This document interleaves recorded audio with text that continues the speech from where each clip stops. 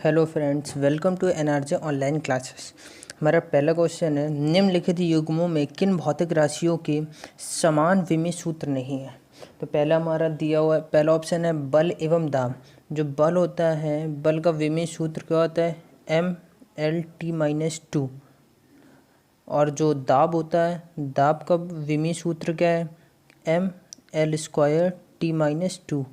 तो आपको यहीं से पता चल सकता है इन दोनों को जो विमीय सूत्र है दोनों अलग है। करेक्ट आंसर क्या है, ए ऑप्शन है।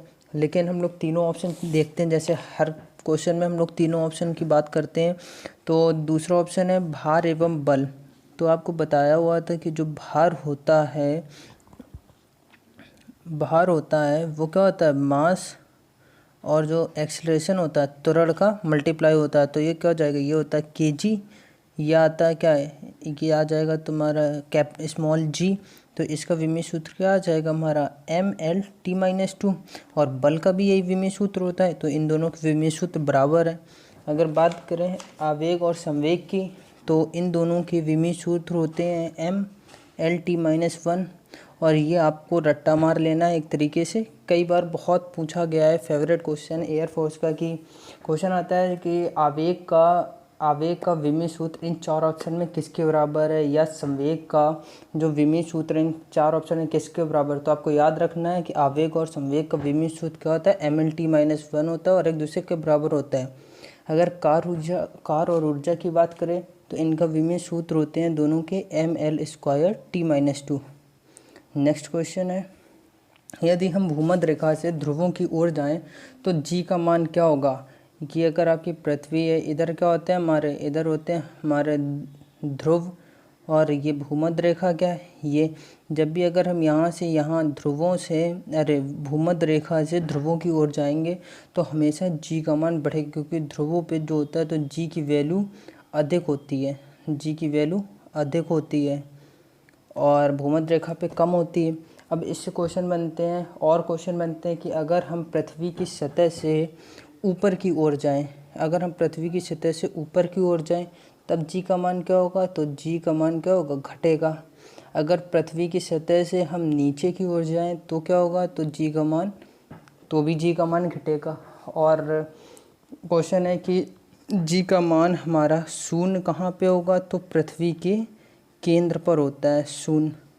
और केंद्र पर ही पूछते अगर गति कौन सी होती है, तो ये हो जाती है हमारी सरल आवर्त गति। पढ़ा होगा शायद का आप में से काफ़ी लोगों ने, सरल आवर्त गति हो जाती है। नेक्स्ट क्वेश्चन,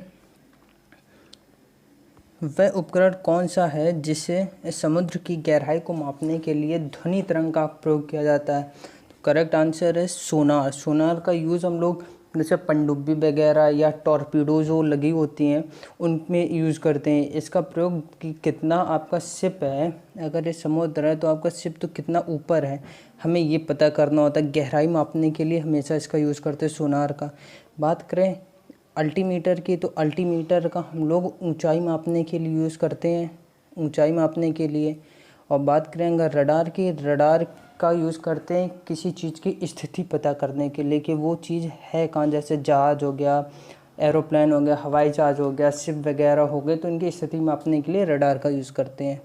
नेक्स्ट क्वेश्चन, निम्नलिखित में से कौन सा यंत्र प्रत्यावर्ती धारा को एकदिश धारा में परिवर्तित करता है। वो correct answer is alternator.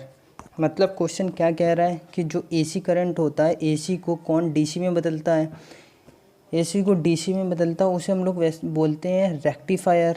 Rectifier भी बोलते हैं। रेक्टिफायर को क्या बोलते हैं हम लोग हिंदी में, दृष्टकारी।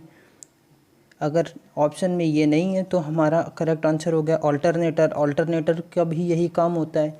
अब क्वेश्चन बनता है डीसी को एसी में कौन बदलता है। अब क्वेश्चन आता है कि हमारा डीसी को एसी में कौन चेंज करता है। तो करेक्ट आंसर क्या होगा, इन्वर्टर। इन्वर्टर बोले, या ऑप्शन में हो डायनमो। अगर ऑप्शन में इन्वर्टर नहीं दिया गया है तो क्या दिया होगा, डायनमो दिया होगा। तो डीसी को एसी में बदलेंगे तो इन्वर्टर या डायनमो, और अगर एसी को हम लोग डीसी में बदलेंगे तो अल्टरनेटर या रेक्टिफायर या दृष्टकारी, कुछ भी बोल सकते हैं आप। नेक्स्ट क्वेश्चन, लंबाई की न्यूनतम इकाई है जो ये चारों इकाई किसकी हैं, लंबाई की। तो लेकिन इसकी सबसे छोटी यूनिट क्या है, तो आपको पता होना चाहिए कि 1 माइक्रोन, माइक्रोन को हम लोग बोल सकते हैं 1 माइक्रो। 1 माइक्रो बराबर कितने मीटर होता है, 10⁻⁻6 मीटर होता है। अगर एक फर्मी बराबर बात करें तो होता है 10⁻15 मीटर। एंगस्ट्रॉम की बात करें क्या होता है, 10⁻10 मीटर। और एक नैनोमीटर की बात करें तो 10⁻9 मीटर। तो क्वेश्चन पूछ रहा है न्यूनतम इकाई, तो आप देख सकते हैं सबसे न्यूनतम क्या होगा, जो माइनस में पावर चल रही, जो बड़ी पावर होगी वही सबसे छोटी होती है माइनस में अगर पावर, तो आंसर इज 1 फर्मी मीटर लंबाई की न्यूनतम इकाई है। और एक याद रखिए 1 पिकोमीटर बराबर होता है 10⁻12 मीटर। नेक्स्ट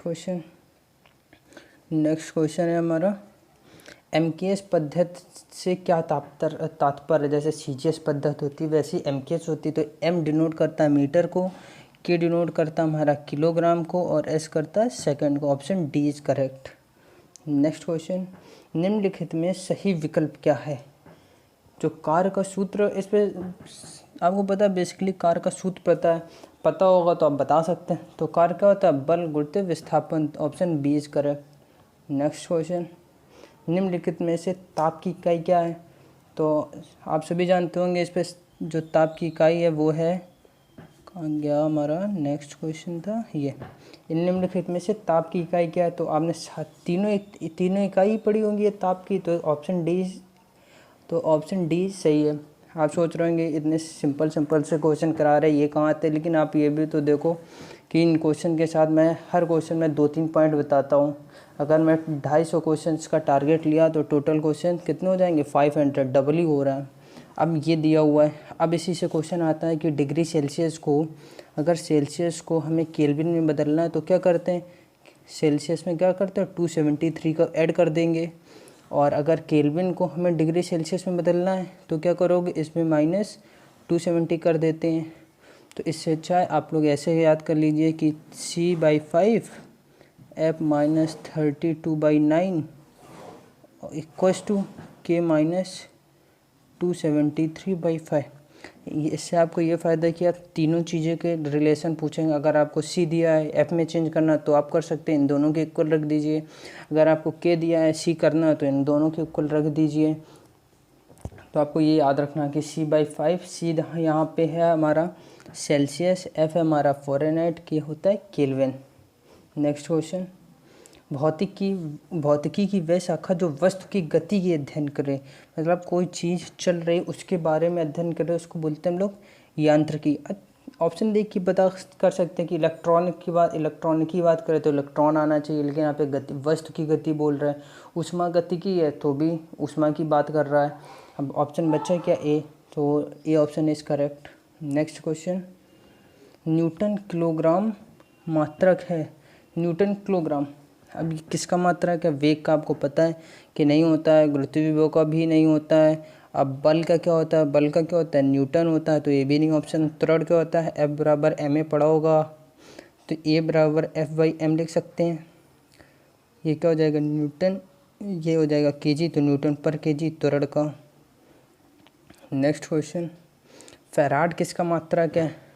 तो फैराड ये मैंने बताया हुआ था, अभी शायद पहले वीडियो में करवाया, तो इसका आंसर आप कमेंट सेक्शन में बताइए। अब हमें पता चालकत्व का, अब 3 ऑप्शन दिए उनकी भी मात्रक पता होने, तो चालकत्व का मात्रक क्या होता है, सीमेन होता है, सीमेन बोल दें, या इसको बोल दें मोह बोल दें, या बोल दें इसी को ओम इनवर्स बोल दें। याद रखिएगा बहुत पूछा जाता है। प्रतिरोध का तो पता ही है आपको, ओम होता है, ओम। अब आता है प्रेरकत्व तो काफ़ी बार पूछा गया हुआ है एयरफोर्स में, बहुत फेवरेट क्वेश्चन है। इसका क्या होता है, हेनरी होता है। तो ये आप ऑप्शन सारे याद रखें, और फैराडे भी याद रखिए किसका है होता है। अब डी ऑप्शन बचा तो धारिता के ही होगा। तो सारे की मात्रा का आपको याद रखनी है।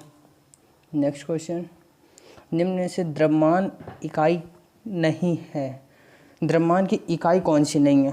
तो आपको पता होगा, आपने पढ़ा भी होगा कि पाउंड, ग्राम, किलोग्राम, ये सब द्रव्यमान की इकाई। बच्चा क्या, डाइन, तो ऑप्शन बी इज़ करेक्ट। तो ऑप्शन, अब बात करें कि डाइन किसकी इकाई है, तो जो डाइन है वो एक तरह से बल की इकाई होती है। जो डाइन होती है ये एक तरह से बल की इकाई है। अब एक डाइन बराबर होता है हमारा 10 की पावर -5 न्यूटन, तो ये याद रखिएगा। नेक्स्ट क्वेश्चन, यदि किसी वस्तु द्वारा तय की गई दूरी समय के वर्ग के समानुपाती हो तो क्या होगा। मतलब कोई अगर वस्तु है, कोई वस्तु की द्वारा अगर ये दूरी अगर समय के क्या बोल रहा है, वर्ग के समानुपाती।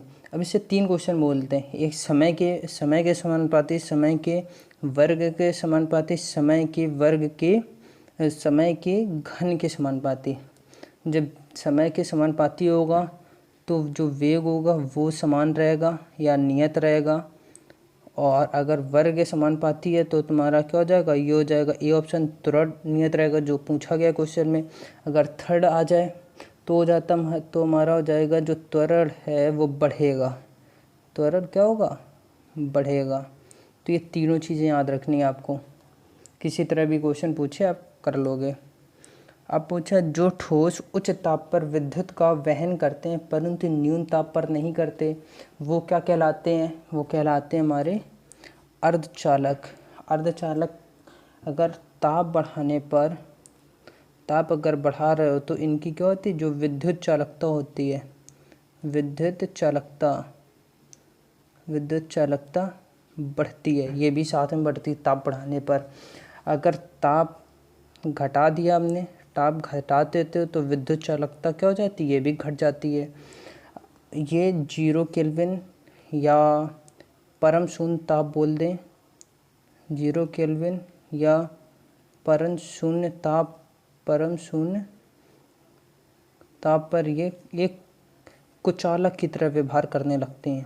ये क्वेश्चन पूछा जा सकता है कि अर्धचालक किस ताप पर कुचालक के व्यवहार करते हैं, 0 केल्विन या परम शून्य ताप पर ये कुचालक की तरह व्यवहार करने लगते हैं। और जो अर्धचालक होते हैं ये बने किसके होते हैं, ये काफ़ी बार पूछा गया है कई सारे एग्जाम में, सिलिकॉन और जर्मेनियम के बने होते हैं। तो आज के लिए नहीं थे क्वेश्चन हमारे पास, फिर हम लोग कल मिलते हैं नेक्स्ट बहुत और अच्छे क्वेश्चंस लेके। और अगर आपको वीडियो अच्छा लगा हो तो लाइक शेयर और चैनल को सब्सक्राइब ज़रूर करें। Thank you.